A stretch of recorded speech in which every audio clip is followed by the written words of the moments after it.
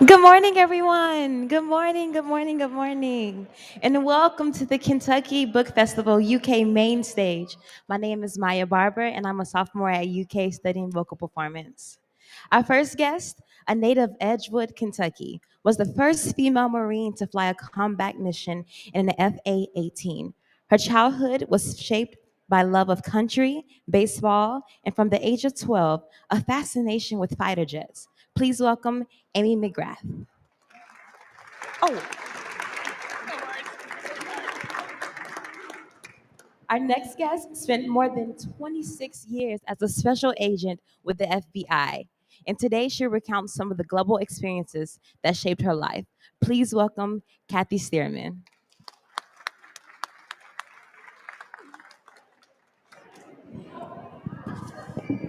Yes, you can hear me. I can tell you can hear me.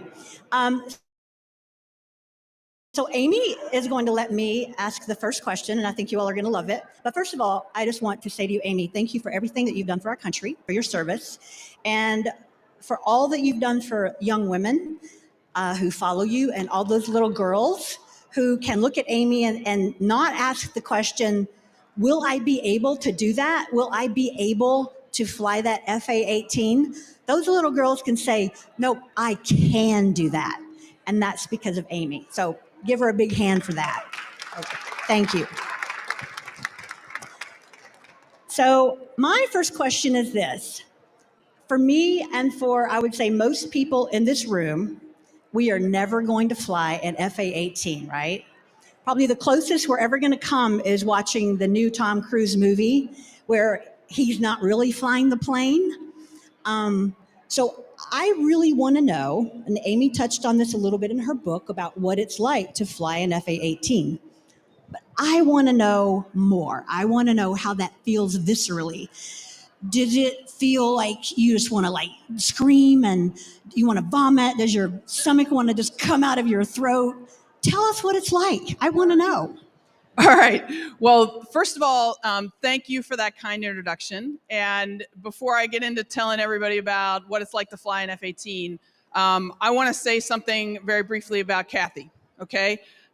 Who spent a life of service to our country as well in the FBI, went all around the world, did some very dangerous things for us, and also was a trailblazer for me because women in the 1980s and early 90s that went into these fields were not necessarily accepted.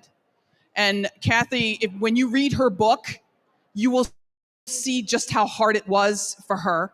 And it was people like Kathy that literally opened the doors for people like me. And so I appreciate you and thank you. And it's an honor to be standing next to you today. But what it's like to fly an F 18, I always tell people, number one, you don't have a lot of time to stop and smell the roses. Okay? It's not like you're up there and you're just, yippee-yi, cowboy stuff. You're very intense. You're constantly thinking, you're constantly working. I always tell people it's like imagine playing a soccer match and how physically difficult that is while doing math problems in your head and doing a radio interview at the same time, all at the same time. When you get out of the jet, you literally open the hatch of the cockpit and you walk out and you're completely drenched. Have you ever walked out of it's called the SAT or the ACT and your brain is just fried? That's what it's like after you fly a combat mission. That and your body is completely just, it's like walking off the soccer field or off a basketball court after playing a game. And it's exhilarating. It's wonderful. I always say it's the best job on the face of the earth because it's so challenging in your mind and in your body. And the best part of it is when you do a training mission and you fly into like Las Vegas, International Airport, and you pull right up next to like Matthew McConaughey's private jet. And he walks out of his jet and you pop the cockpit and you're like, yeah, man, my shit's better than yours. That's the best part. But that's always that's always after you've done your mission. When you're training or when you're in the cockpit, it's extremely intense and there's not much time to think. That's awesome. I think one of the most awesome things that you just said is the fact that you can look over at Matthew McConaughey and say, I am way cooler than you will ever be, dude. But I want to, Kathy and I have a lot in common because we both grew up here in Kentucky. We both left home and went into very male-dominated sort of environments and careers in national security. And we've lived in some of the same places. Alexandria, Virginia, went through training at Quantico.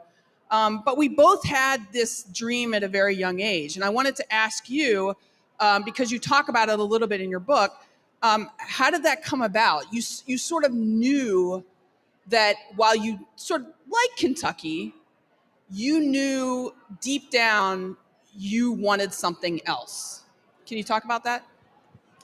You know, I have to say, as a little girl, I grew up on a big farm, but I discovered the rest of the world through books.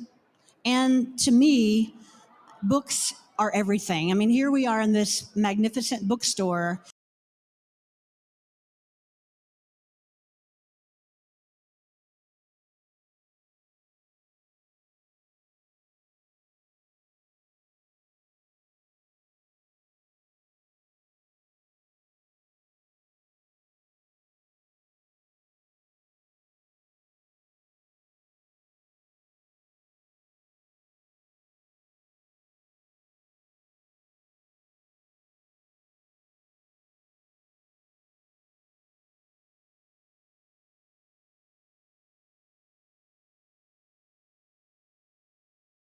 At the same time, I learned through books that there's something else. There's a lot more out there, and I was determined to see it. So stories, that they take me to other places, and I think that that's really what gave me the adventurous bug. And for some reason, probably my mom, watching her, and the fact that she didn't have many choices. I mean, she grew up in a time when there were no choices, and I wanted to have choices in my life. So I was determined that I was going to do something that other women didn't get to do, that other women didn't really want to do. And I ended up applying to the FBI and the Secret Service and the CIA. And I was going to apply to the State Department, but I had just missed the testing date because I had been told that, you know, working for our government, and I did grow up very patriotic because my father was in World War II and he didn't talk about it. But I distinctly remember my father saying this long before it became a catchphrase in the last few years: freedom is not free. And there's another thing that my father did that really made me think. And I always think about it when I watch the TV series Band of Brothers, one of the best TV series ever. And the main character, he's standing at night, and after it's just been a horrific day, and he says, I want to find myself a quiet little farm one of these days and just watch things grow.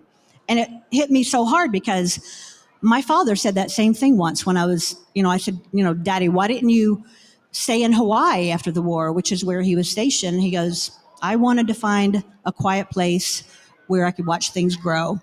And that really hit me because I knew that that was his patriotism talking, but at the same time, it's what he wanted. And so I grew up with that feeling of being a patriot, and which is why that I ended up with a government agency. So in a nutshell, that's it. And you have, when you read her book, you'll see she has so many amazing stories from her training, from being all around the world, India and China. And the stories are so detailed. So my question to you is, like, did you have a journal? Like, how did you remember all that stuff? No, actually, most of the work that I did was classified, so I couldn't keep notes. But I did write down like words and phrases, like "don't forget the monkey story" and things like that. But I have a pretty good memory, so if I had just had a word or a phrase to jog my memory, then that's how I ended up, writing the book. Which brings me to a chapter in my book. It's the very first one, and it's called "The Foot." And in The Foot, I'm talking about being in Sri Lanka and I'm working on a suicide bomber case, and the suicide bomber was a woman. And my thought was, what did she believe in so much that she was willing to die for it? And at the end, I asked the question, what is it that what is it that what is it that each one of us believes in so much that we would die for it? And so at a recent interview, someone said, well, are you advocating suicide bombers? And I said, no, that's not what I'm asking. What I'm saying is, what do you believe in? You know, like all the people who went out and marched for the right for women to vote, and all the people who marched for civil rights, when they walked out their doors, they didn't know that they were going to come back. They had no idea if they were going to be killed in the process. And then it hit me. We ask our military to go do the same thing. We ask our soldiers to walk out the door and go fight for something that they believe in or we believe in. So my question for you, Amy, is how did you resolve that within yourself when you knew you were going on a combat mission? Did you think about, am I going to come back, or did you just go knowing that you had to go fight for something that you believed in? I think for me, to fly fighter jets and to be in aviation in the military is an inherently dangerous job, whether you're at war or whether you're in peace. And if you're the kind of person that wants to go into that field, you have to sort of make peace with that early on in training. As you know, I have lost friends, and most of my friends who I have lost along the way, folks, were not lost in combat. Only a couple, 2 or 3 of the 10 friends of mine who are no longer with us. Most of them were killed in aviation mishaps. And when you look at that, you realize that, some of that is, none of it was, their fault. It was just they were in the wrong place at the wrong time, and the machine didn't work. And we're doing really, really dangerous stuff. And it's something that you recognize in the very beginning, and you're like, not everybody wants to do this, but our country needs people to do it, and I'm willing to do it. And if I'm going to lose my life in the process, then I did it for the right reasons. And I feel like I look back on that time in my life, and that's what I've always felt. Obviously, you never want that to happen, but it's something you make peace with early on. I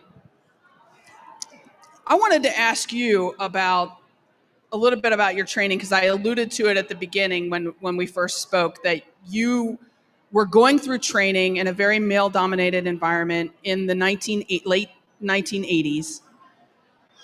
And there were people, when you read her book, you're going to realize that there were people that literally tried to sabotage her training because she was a woman. And I never experienced that. I mean, I knew even in the Marine Corps, there were lots of people that didn't want me there.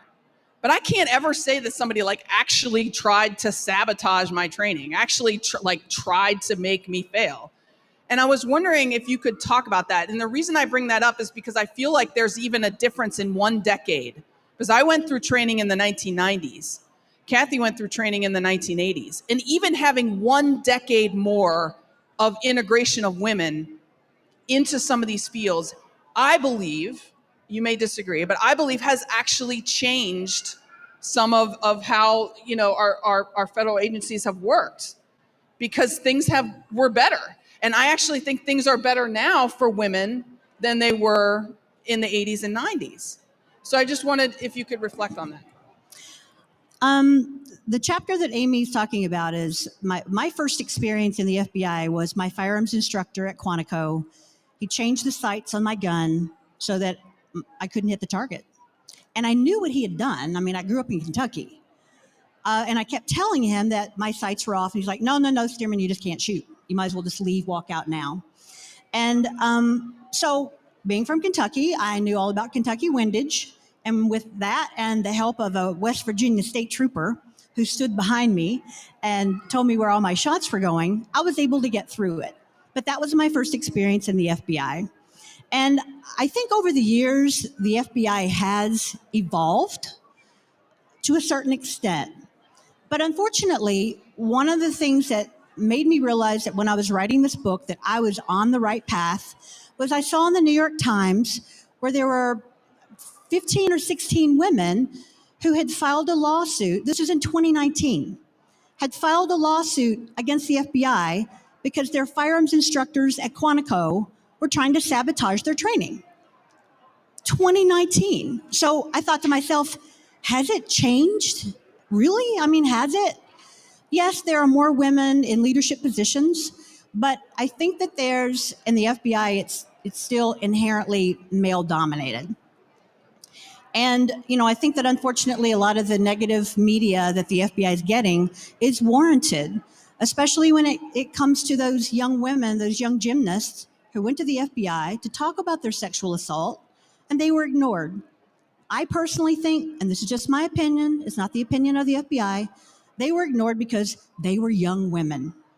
So what I do now, I have gotten so many emails from young women who want to join the FBI. So this is what I say to them. You go into the FBI. You do not let it change you. You change it. And the more women and minorities that go into the FBI, then the more it's going to change. Because as you said in the book, Amy, you said it so well. Let me find it. You basically said, when men see women in these organizations and in the positions that they're in, then they will basically realize that women aren't minorities, that women can do the job. And I'm paraphrasing here. You said it so much better. But that is so true. What Amy said was so true. And what I tell young women is the truth. More women, more minorities need to be in the Marines, need to be in the military, need to be in the FBI. And as more women bring their influence into the organization, it will change. It will stop being such a misogynist, male-oriented organization. So I say to all young women, if you want to do this, go for it. If you want to be a Marine, if you want to fly a jet, go for it. And don't let it change you. You change the narrative. So one of the things that we've both talked about in our books is our mothers and the influence that our mothers had on us. And you knew really early on the influence that your mother had on you. I mean, you saw her every day and you were so awed by her. I, on the other hand, didn't really understand everything that my mother had given me until I was an adult. But I'm really fortunate in that the last several years of her life, I got to spend time with her and I got to know who she was as a person, not just my mom, somebody I expected to be there when I walked in the door who said, "Do you want a sandwich?" That was my mom. But I got to know who she was and what her dreams were. And so I would like to ask you, tell me about that influence that your mother had on you. But then part of that question is, you have a daughter, she's 5, right? Do you want to tell her everything that you've done and everything that you've accomplished? Or do you want that influence for her to happen organically like it did with your mother? Probably organically. My mother was a physician and went through medical school at the University of Kentucky in the 1960s. One of the first women to graduate from medical school in the University of Kentucky at that time. And so I knew that about my mother growing up, and I was very proud of her. But I didn't really know how much of an influence she had on other people until she got an award. I was about 11, 12 years old, and this was in the city of Cincinnati. So we went across the river, and she accepted an award. And she got up in front of a group, which was probably like 4 or 5 times the size of this group, and gave an acceptance speech. And here I am, a preteen. I went to the very back and by myself and just watched. And this woman came up next to me and said to me, "You're Dr. McGrath's daughter, aren't you?" She was probably late 30s, early 40s. And I looked at her and I said, yeah. And she said, I want you to know something. Your mother saved my life. And you ought to be really proud of your mom. She's really special. And you're really special to be her daughter. And it was that, to me, was the first time that I ever really realized, wow, you know? And so growing up, my mother did have a big influence on me. And later on, when I went into the Marine Corps and did these things, and I usually was the only woman in my squadron or in my unit, and certain things would happen, and I would call mom, like, this happened, mom. What the F? What do I do about it? And should I be worried? And how do I get through this? And my mom would be like, they did the same thing to me back in the 60s. Just forget about it. Move on. So my mother helped me all along the way, even as an adult, because she had been through what, going in that male-dominated environment in the 1960s of the medical profession. I was able to basically just plow through some things that may have stopped others, because mom was just like, yeah, it's no big deal. Just move on. Water off a duck's back kind of thing. And she today still has a huge influence. And with my daughter, one of the things I loved about both my parents is they never made fun of me. I went to a Catholic school. Girls did certain things and didn't do other certain things. And they never said to me that that's a dream that is not for you. And that's kind of the way I want to be for both my boys and girls, no matter what they decide to do, to be behind them.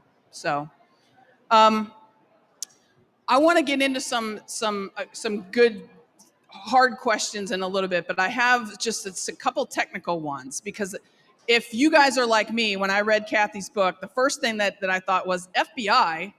Why on earth is the FBI overseas? Like, aren't they domestic, right? And so I wanted to know if you could touch on why the FBI is even overseas. And then it occurred to me, I was like, well, do I even really know what counter-espionage is and all this stuff? So I was wondering if you could define that for people, because you did that. And then also talk about, in your book, the process that the FBI did with taking certain things out of your book. Because I had to go through a similar process, you should know, with mine, through the Department of Defense, where they look at it and they say, okay, you have revealed classified information, so you can't say this. Now, they didn't strike anything out of my book, which is great, but you must have gone through something similar, because you have some black lines in there. So can you talk about that? To answer that first, there are some redactions in my book, and because I wrote a nonfiction book, the FBI pre-publication unit has to review it. They have to read everything, and then if they have any questions, and then they have to send it to a certain unit to say, hey, is this classified? So mine had to go to counterintelligence and counterespionage, because that's what I was referring to.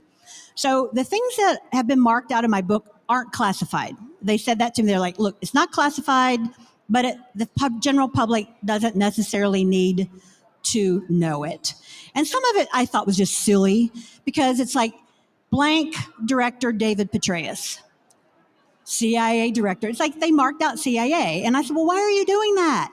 The letters CIA are everywhere. And they said, well, if you have the letter CIA in your book, then the CIA has to review your book, and that could add months to your publication. So I was like, yeah, okay, forget it. I'll just leave it there.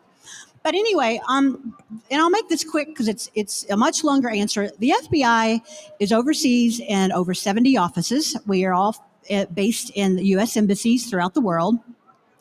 And most people don't know that we're overseas. And what the FBI does is, if there is a nexus to an investigation here in the United States, and it has a nexus to, say, China, which is one of the places I was stationed, then I'm the person who works with the Chinese government to get that information or evidence or whatever they need and get that back to the United States so we can do our investigation, and vice versa. If the Chinese have an investigation, I help them with that.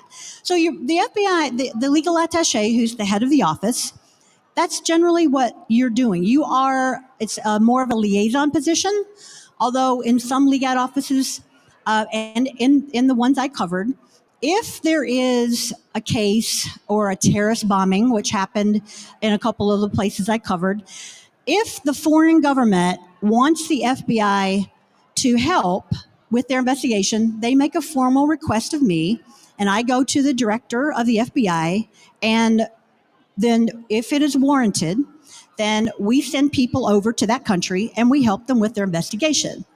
And also, if there's a terrorist attack overseas and Americans are killed, then that is the FBI's jurisdiction. The FBI investigates it. So that's pretty much what the FBI does overseas. Counterintelligence, counterespionage, we are looking for spies. That's what we do. We look for spies in the United States. And I like to say that the FBI looks for spies. We hunt down the spies, and the CIA, they make spies. So in a nutshell, that's pretty much it. Thanks. Now, one of the things that in your book, you talk about SEER training. That is survival, evasion, resistance, and escape. And Amy went through SEER training, which by comparison, FBI Academy training is like a cakewalk. But you say in your book that on page 167, the goal, when you get captured, you become like a POW during SEER. So the goal was only to resist until you can't resist any longer. Instructors were adamant that we were to come home alive with honor. So my question is, because I thought about this, and especially in the last few years, John McCain has been called a loser because he was captured, because he was a POW. And then I think, too, that sometimes the public looks at soldiers who are captured and they're forced to read a statement on TV or in a camera, and it's a lie. And we all know it's a lie, but yet sometimes when those soldiers come home, they may be perceived as a loser, like John McCain, which he obviously was not, or that they were weak for giving in.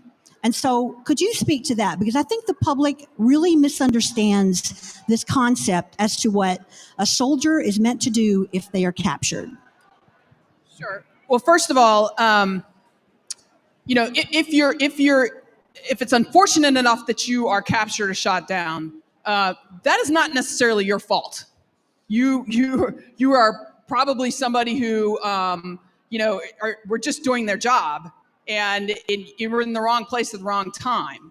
And so to call anybody just for being shot down or captured a loser is just absolutely insane.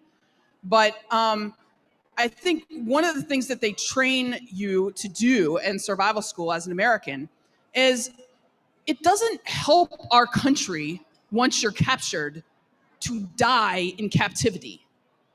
Okay? It doesn't help us. It doesn't help the war effort if you come back in a body bag.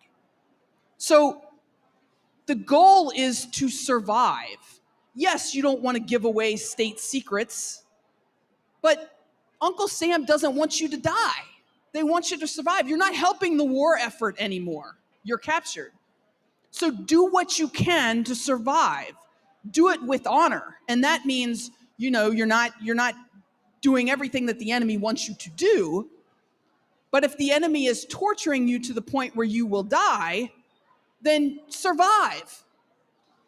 Our country will be okay with that. That's what they train you to do. And they do it in the really hard school called survival school, which is just about one of the hardest things I've ever done, because it involves lack of food and lack of sleep and physical contact, and a lot of different types of abuses. And when I went through survival training, I was the senior officer going through, and I'll talk about that in my book. And the senior officers going through do not get treated the best. They get treated the worst. And it was definitely an eye-opening experience. But one of the things that I loved about John McCain, and one of his last talks that he gave was at the U.S. Naval Academy right before he passed away. And somebody asked him about honor and what that meant. He was a prisoner of war for many, many years. And the North Vietnamese offered to get him out early because his dad was an admiral. And they said, we can get you out months or years before. You'll basically cut the line of all the other prisoners that we're releasing. You'll cut the line. You'll get in front. And he said no. That's honor. That's honor right there. He stayed as a prisoner of war for many, many years because the rule was that the other prisoners who were there longer got out first. And he said, when asked, why did you do that? He said, well, I could have gotten out. I may have died in captivity. But if I had gotten out early, how would I have been able to live the rest of my life? I would have lived the rest of my life with no honor. And that is what they teach you there. And that's what I learned. And it's something that really was ingrained. It's one of the reasons I stood up and ran for political office, because I felt like I had to do something. I had to try. So I hope more people read Amy's book, because you actually show people, if you're captured, you're a POW, and you do what you need to do to survive, that's a sign of strength. It's not a weakness. And I really hope that more people get that message from you. And I don't know how we can make that more prevalent out in the public, because right now I think we are so divided that opinion, that perception is still out there. And I really hate to see it, and I hate to hear it. And I know that you do too. Kathy and Amy, if you don't mind, we'd like to give the audience a chance to ask a few questions for 5 or 10 minutes, if that's all right. If anybody's got a question, if you'll raise your hand, I'll bring the microphone to you. Anybody has a question, don't be shy. It's all good. I'll just start by asking, Amy, what's the most common question that people ask you that you think they know already, but it surprises you every time when they ask? the most common question that people ask me now, Yes. are you going to run again? and I'm in a supporting role at this point. So I want to help others help our country. So I guess it's not surprising, but I don't know. What would you say? What's the most surprising question that people ask you? Why did you write your book? That's the question I get asked the most. It's not, tell me what's in the book, tell me about being in the FBI. It's like, why did you write it? And I think that's because if you look at these bookshelves, you'll see all kinds of books written by male FBI agents. There's only been one other female agent who retired as an agent, and that was over 20 years ago. So you don't see books written by female agents. So maybe that's why, I don't know. We have a question right here. Hi, Amy. My daughter is in the ROTC where she goes to school. If you could give her some advice, what would you tell her? She an Army or Navy Army? Awesome. That's great. I would tell her, stick with it. There's going to be good days. There's going to be bad days. She's going to look back and never regret it. That's what I would tell her. I see you. I'm coming. Right here. Pardon me. If you'll stand up, please.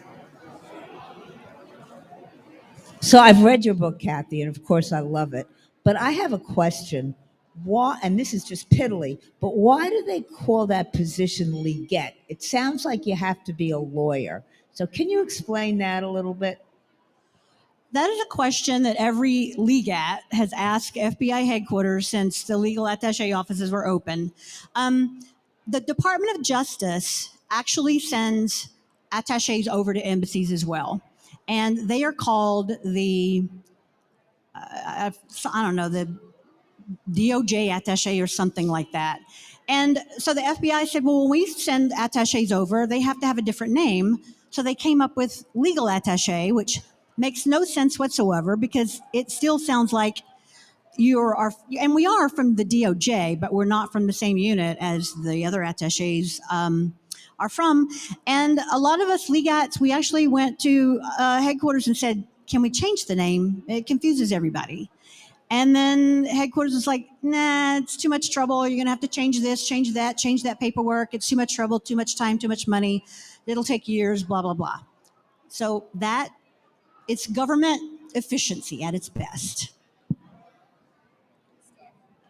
This next question comes from everybody who enjoys books. What are your next projects in terms of books? Do you both have one in the works? I do plan to write books, some more books, but I would like to write about obscure women from history, women that we don't know about, and I want especially women to know about. So I actually have a short list of women that I've discovered in my travels and in my work. Like, who is this woman? I've never heard of her. So I want to write about those women because I want people to realize that our history was built by women, not just men. And so writing about me was one thing, writing about another woman is another, literally another story. So I've actually started an MFA in creative nonfiction so that I could learn the craft of writing nonfiction about other people, because it's totally different than writing about yourself. So I don't have any project as far as a book in the recent this year or next, but I do like to write, and I write a lot of op-eds. I write when there's a spark. All right, so January 6th, I actually wrote not only an op-ed, but I took my manuscript and I rewrote the last chapter. So I scrapped the last chapter. I had it all in to the publisher and everything, and then January 6th happened, and I said, nope, we're not getting it printed yet. I got to rewrite this thing. So when I see a spark, that's when I go out there, and I have written like 3 or 4 op-eds that have been published nationally, USA Today, Newsweek, et cetera, this year. And usually it's about current events, or I'm trying to tie some of my experience and credibility into talking about certain things that are happening in our country. So I do like to write. But as far as a new book project, I don't know. I got to think about that. I got these 3 little kids that are taking up like all of my time, and they are amazing. But I've been focused on coaching soccer and baseball lately. We have a couple more questions right here. Hello. I'd like to ask either or both of you all, what do you all think we can do to stop the division in the United States? I think that what we can do individually, number one, we can inoculate ourselves a little bit against disinformation and try to help others that we know get inoculated from disinformation. And I look at this, and I look at it very much as a national security concern. Our enemies are looking at what is happening in our country and the disinformation that is dividing us, and that is exactly what they are trying to push. And it's working. So never in my lifetime would I have ever thought our Capitol would be breached. It hasn't been since 1814, and we did it to ourselves.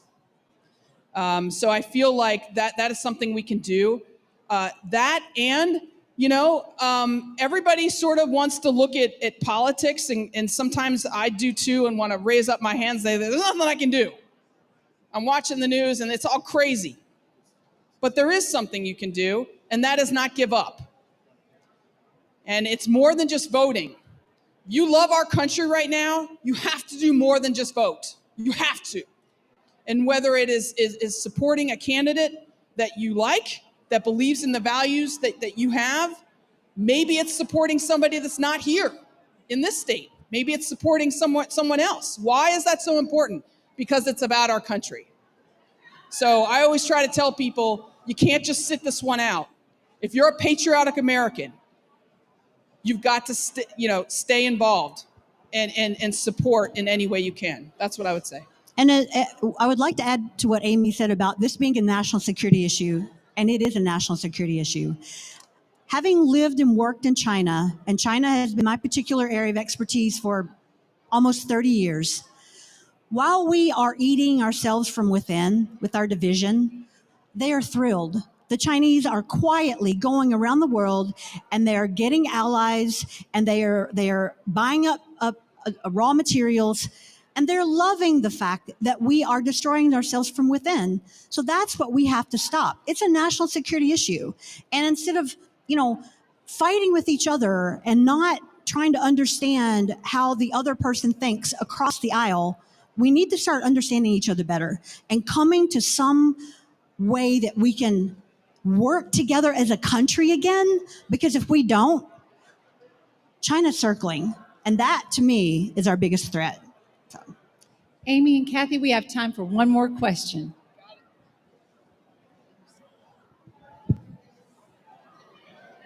Actually, I have a two-part question.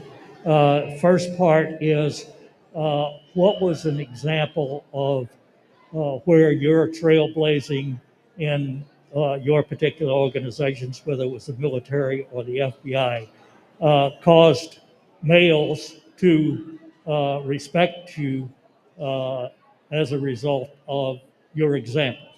And the second part of the question is, what can males do to better understand and be able to connect with trailblazers in their organizations who are female or other cultures today?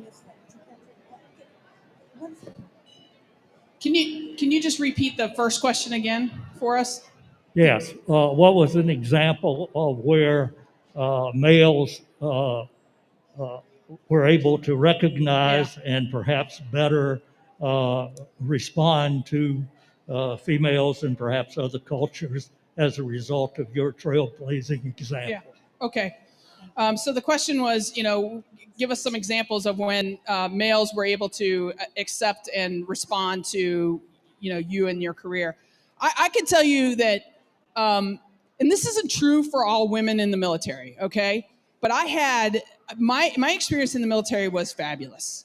We had well, there were some jerks, okay? There's no doubt, but by and large. What I found with how men respected you is what I loved about the military was performance mattered. Can you put the bomb on the target on time? You can't mess with that. The target's gone. Yeah, take a look. It's gone. Can you land the $70 million jet on the back of an aircraft carrier at night in bad weather? Hey, brother, I did it. Can you do it? Nobody else is in the cockpit with me. And so once you've done some of these things, can you make it through survival school as the senior reporting officer, the senior officer, the one that gets beat up the most? Hey, man, I did it. Can you do it? And so when you've done these things, the men who are your peers are like, yeah, man, she's for real. The men who are your superiors are harder to change because they have never had women peers. And it's not that they're bad people. And it's not that, it's just that they have never trained with a woman. They have never had that experience of going the 20-mile hike with the same pack right next to you. Their whole careers, they've been with men. So they always, in the back of their mind, are not quite sure. But your peers that you trained with you, they get it. And then when you rise into leadership positions, you can change the dynamic of the culture. When I first went into my first fighter squadron, and I talk about this in the book, there was a lot of antics, a lot of locker room stuff. You can read about it. It's interesting. When I came back at a higher rank, guess what? None of that stuff happened. I wonder why. Because now I'm the one in charge. And what we found out about that was that, guess what? The bombs still hit the target on time. The jets didn't turn pink. We still did our jobs, and we did our jobs without all of that CRAP. And we did it better. And so that's my lesson to folks who are integrating women in corporations, in businesses, in agencies, is that you can still be very professional without all of the antics, and performance matters. I agree. I think for my career, as I progressed up the ladder, with a couple of exceptions with my peers, when I progressed up the ladder, that's when I encountered men who didn't want me to be there. And so, like Amy said in her book, when more women are in those positions, then men will start to look at women and go, okay, well, now we're accustomed to seeing women in these positions. They can do their job. They do their job. They do it well. And then all of that other nonsense will go away. But I would like to say, I'm pretty down with the pink jet because that'll throw the Russians and the Chinese off. Thanks, everybody. Thank you all. All right. Thanks for coming. Thanks for reading books. I have to say it. It's awesome. And thanks for being Kentuckians. You guys are great. Anyway, I want everybody to read this book. If you see all my tabs, this is how many questions I wanted to ask Amy today. And I knew I would never get to them, so I had to pick out a few. So I'm telling you, this book is awesome. Read it. And then I'm sure there's a way they can get in touch with you to ask their own questions. Thank you all for joining us this morning, and a very special thank you to Miss Amy and Miss Kathy.